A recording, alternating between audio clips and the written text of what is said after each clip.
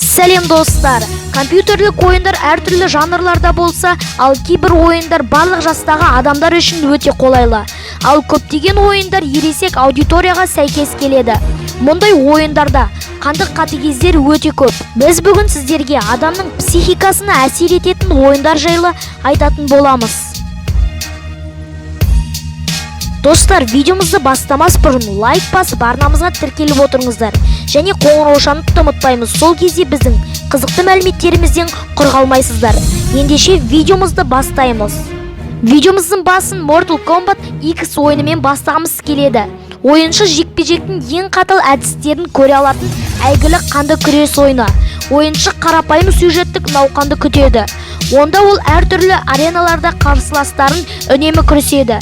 Бұл серияның ерекшелігі әрқашан экстремалды қатыгез болды. Сондай-ақ ойындағы ең қорқынышты сәттердің бірі, онда жеңімпаз жауынгер қарсыласын аяусыз аяқтайды.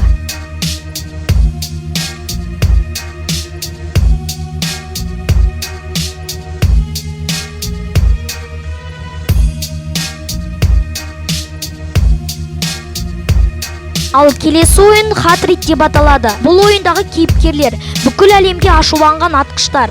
Бас кейіпкер қолына атыс қаруын алып, оның жолында жүрген адамдарды, жалпы оларды өлтіруді бастайды. Бұл ойын қарапайым маньяк тренажері болып табылды. Оның міндеті полиция мен жолаушыларды өлтіру болып табылады. Ойыншының иелігінде көптеген атыс және суық қарулар болды. Сонымен қатар, олардың құрбандарын өлтіруге мүмкіндік бар.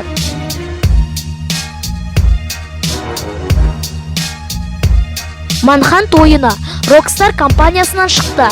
Rockstar компаниясы бәріміз білетіндей GTA ойынында шығарған болады. Manhunt ойыны шығарылған кезде аз шу шығарылды және әлемнің бірнеше елінде тыйым салынған.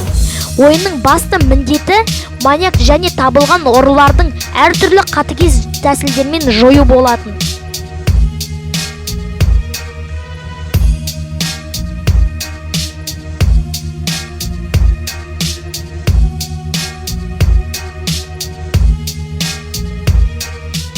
Outlast ойыны біздің қатыгез ойындар тізімінің алғашқысы болып табылады. Бұл ойын адамның психикасына өте қатты әсер етеді.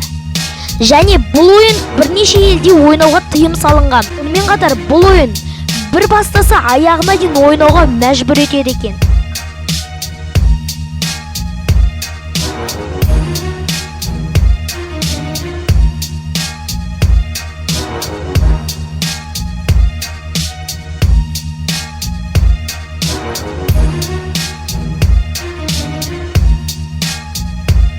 The Punisher ойыны.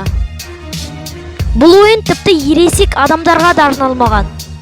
Бұл ойынның басты мақсаты көрінген адамды азаптау.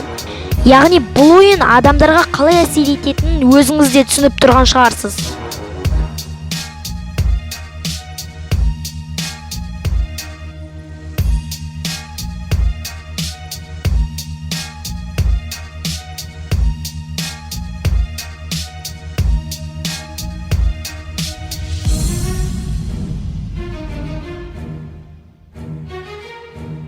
Достар, осымен біздің видеомыз аяқталды. Егер де сіздерге осы видео ұнаса, лайк басып арнамызға тіркеліп отырыңыздар. Және қоңыраушаны ұмытпаймыз. Сол кезде біздің осындай қызықты мәліметтерімізден құр қалмайсыздар. Сіздермен бірге болған бұл қызықты мәліметтер арнасы сау болыңыздар.